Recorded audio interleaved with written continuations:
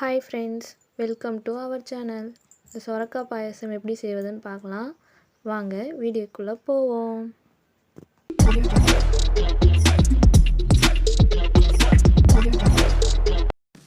ஒரு வாணலில் நெய் ஊற்றி அதில் முந்திரி திராட்சை ரெண்டுத்தையும் நல்லா பொன்னிறமாக வறுத்து எடுத்துக்கோங்க.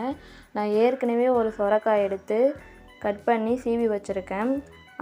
இதை நல்லா வறுத்து எடுத்ததுக்கப்புறம் இதே நெய்யில் அந்த சொரக்காவை போட்டு நல்லா பச்சை வாசனை போகிற அளவுக்கு வதக்கிக்குங்க. இது நல்லா பச்சை வாசனை போனதுக்கப்புறம் ஒரு பிளேட்டில் மாற்றிக்குங்க. ஒரு பேன் வச்சு உங்களுக்கு தேவையான அளவுக்கு பால் எடுத்துக்கோங்க.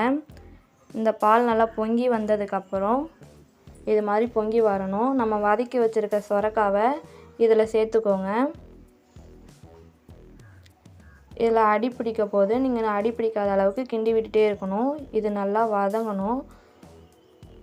இந்த பால்லே நல்லா வேக விட்டதுக்கப்புறம் நல்லா வெந்ததுக்கப்புறம் உங்களுக்கு தேவையான அளவுக்கு சுகர் சேர்த்துக்கணும். நான் ஒரு 5 ஸ்பூன் சுகர் சேர்த்துக்கிறேன். 5 ஸ்பூன் சுகர் சேர்த்ததும் இது நல்லா வெந்ததுக்கப்புறம் நம்ம வறுத்து வச்சுருக்க முந்திரி திராட்சை ஏலக்காய் இது மூணுத்தையும் போட்டுக்கோங்க. அவ்வளோதான், பாயாசம் ரெடி.